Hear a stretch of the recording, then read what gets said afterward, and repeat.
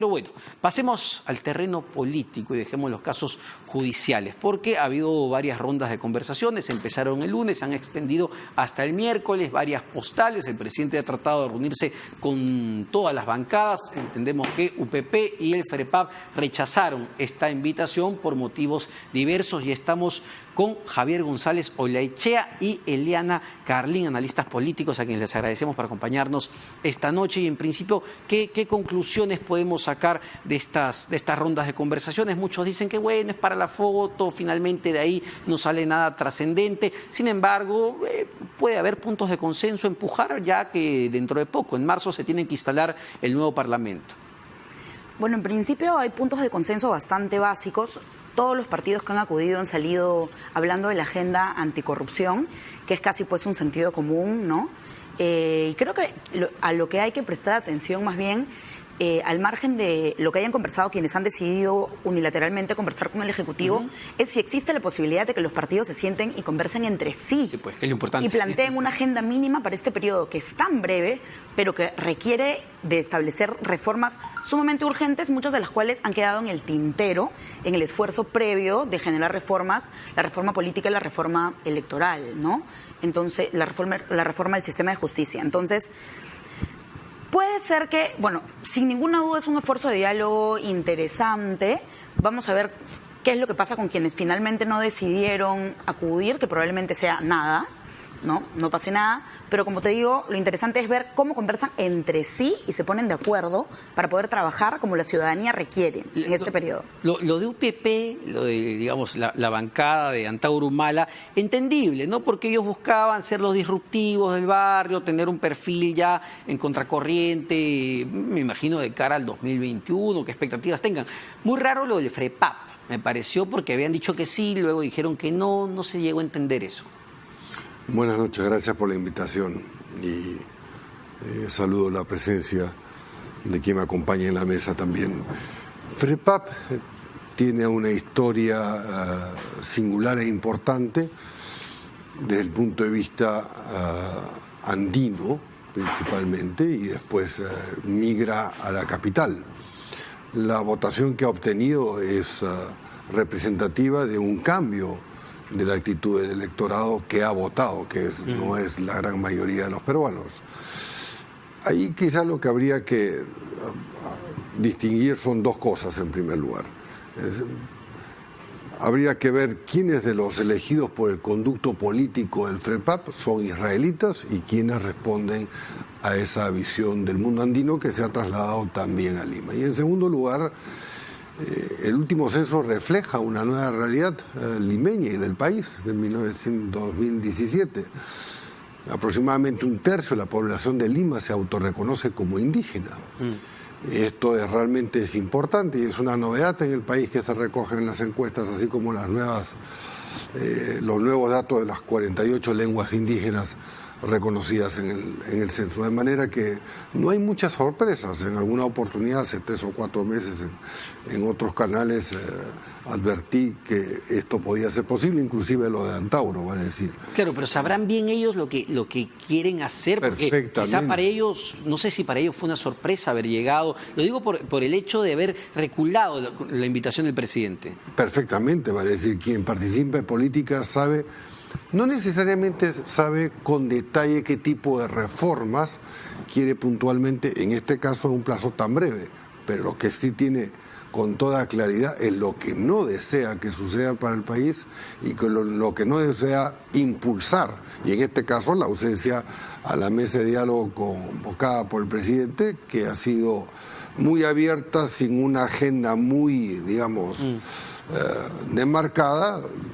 Denota una posición política, no diría rupturista, pero en todo caso que marca la cancha los efectos de decir nosotros tenemos una agenda distinta que la que ha planteado el gobierno. Ahora, hay un punto, Eliana, que mencionabas, ¿no? La dificultad que va a haber en este Parlamento para ponerse de acuerdo. Son 9 bancadas, ninguna claramente tiene una posición expectante.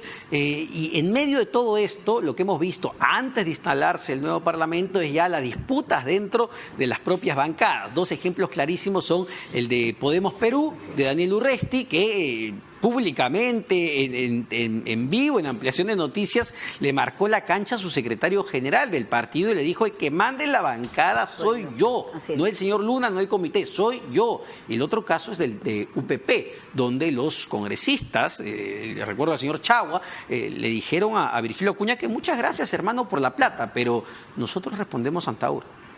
Así es. De hecho, yo añadiría el caso del FREPAP también, ¿no? Porque esta posición de me reúno, no me reúno, que digamos no ha sido explicada con un motivo claro, más bien doctrinario, político, de protesta, responde un poco también a la situación interna del partido, que ha sido largamente descrita por varios miembros del FREPAP, por hijos de Ezequiel Ataucusi, digamos, el fundador y líder mesiánico de esta agrupación, ¿no?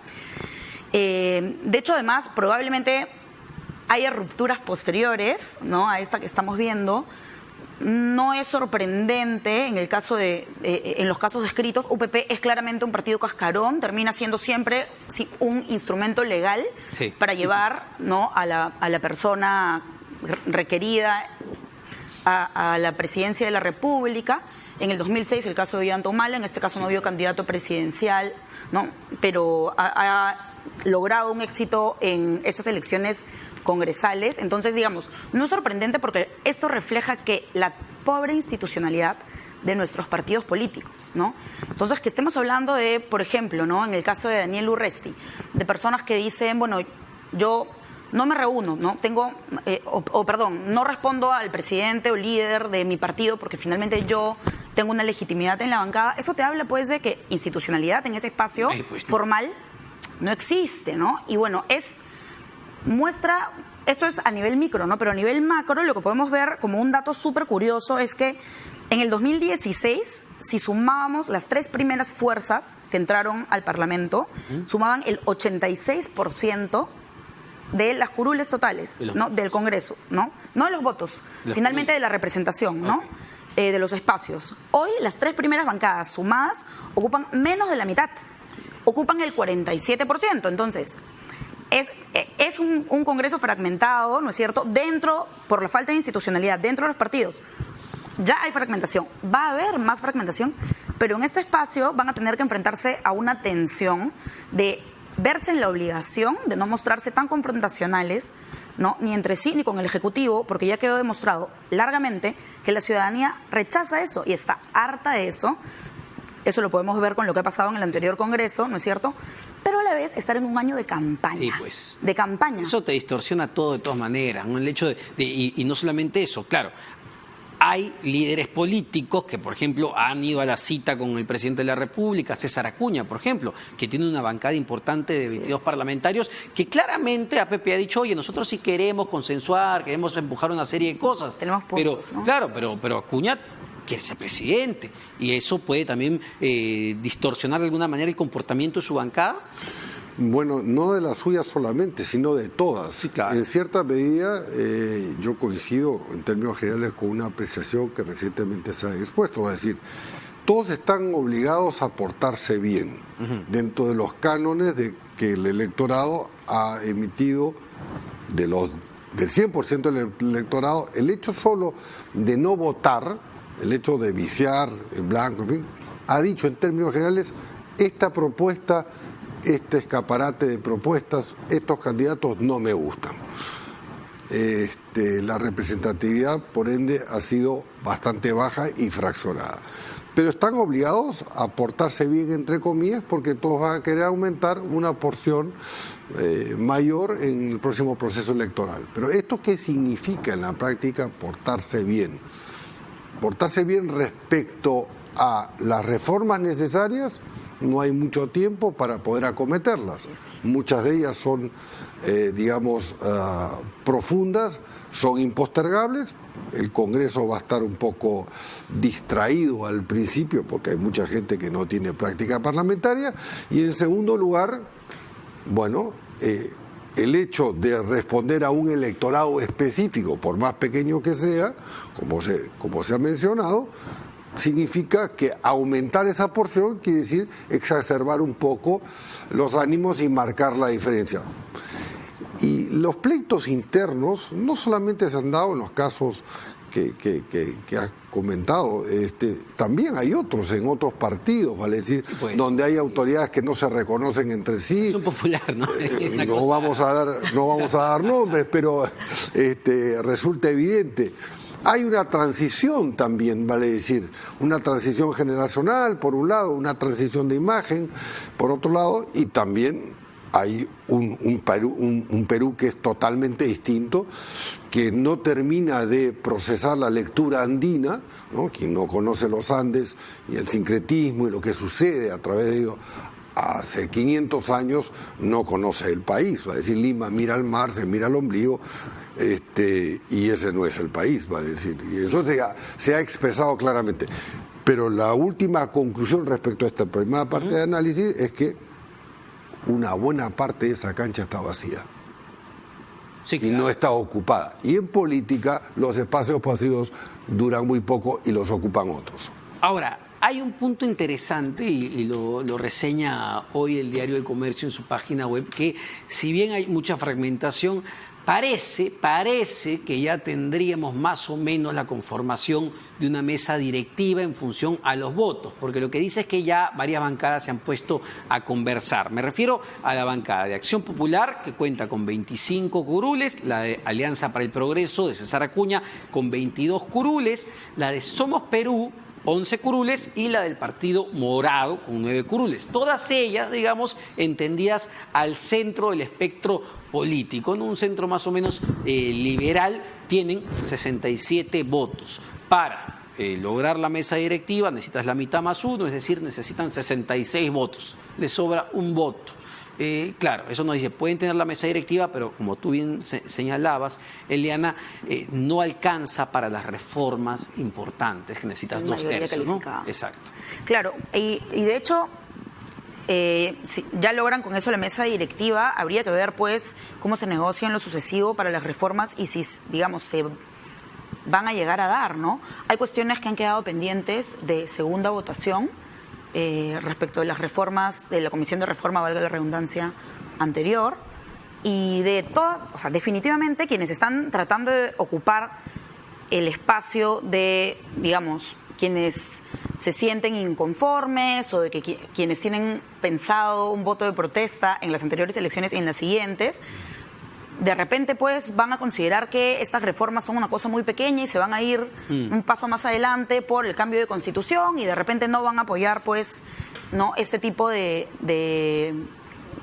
votaciones requeridas, ¿no? Yo la verdad pienso que en el caso de UPP y del FREPAP, si bien conocemos a grandes rasgos cuáles son las agendas, probablemente vamos a tener algunas sorpresas en ese sentido, ¿no? Ojo que en el FREPAP, tal vez un poco por la sorpresa, la enorme votación obtenida, nos tendemos a concentrar en el aspecto religioso, ¿no? La naturaleza religiosa del movimiento. Pero tienen, por ejemplo, un discurso muy claro de doctrina del fortalecimiento de la agricultura familiar, sí, ¿no? Tienen un discurso muy, muy fuerte también de una mayor participación del Estado en la economía. Yo creo que eso es algo que ha ido pasando un poco desapercibido, pero que probablemente no vaya a ser tan desapercibido en los debates que van a sobrevenir, ¿no? Ahora, sí me es una interrogante cuál podría llegar a ser el comportamiento de Fuerza Popular, ¿no? Que tuvo 73, 72 congresistas en el Parlamento pasado, pasa, entiendo, a 15, no 15. Recuerdo, 15, ¿verdad? ¿Cuál va a ser la actitud? Porque el fujimorismo quiere ser una opción viable en el 2021 también. ¿Cómo le conviene comportarse? Bueno, ahí yo tendría un comentario y ya que estamos terminando el programa me permitirás una conclusión final. Fuerza Popular evidentemente no solamente ha sido castigada, sino que entra en un proceso de revisión, sí, porque los miembros principales de la familia están encausados y están casi entre barrotes. Fuerza Popular va a estar abocada a buscar una nueva dirigencia y eventualmente una nueva imagen, y eso conllevaría a nuevos perfiles, nuevos personajes y un nuevo candidato. Respecto a las urgencias, evidentemente todas las reformas son importantes, unas potencian a otras, de manera que no hay que ponerlas todas en el mismo saco, pero hay cosas que demandan el diario vivir, la reconstrucción. Por ejemplo, Lacones. Nadie habla de lo que pasa en el interior. Lacones, en la provincia de Sullana, está inundada de agua hace más de 2 meses. La pobre gente que trabaja en el agro no tiene con qué vivir, vive con el agua al cuello. Entonces, la reconstrucción, con cambio, sin cambio, con acelerador, en automático, mecánico, con 4 ruedas. Entonces, cuando el gobierno dice que este mes de enero ha duplicado la ejecución presupuestal del año pasado, está en los periódicos, es una cifra engañosa. ¿Por qué? Porque el año pasado, el año pasado se estrenaban las autoridades municipales en enero y entonces no podían ejecutar, recién estaban aprendiendo. Entonces, esa base, respecto a la de ahora, por favor, hablemos con la verdad. En enero fue 1, ahora es 2, crecimos 100%. Correcto. Entonces, lo urgente es cuando la gente tiene el agua en el cuello, cuando la gente está abarrotada en las puertas de los hospitales, cuando no hay medicinas. Vale decir. Y para eso, no necesitan Congreso, ¿ah? No necesitaban Congreso para avanzar. Necesitan gestión y eventualmente, ¿por qué no? Pensar en un nuevo gabinete que sepa gestionar la cosa pública, ¿no? Perfecto, muchas gracias a ambos. Gracias a Eliana y gracias a Omar. Gracias a por la invitación. Ambos. Se acabó el tiempo en Quién Tiene y la Razón. la audiencia. No se vayan, porque ya viene Tatiana Alemán con las claves del día.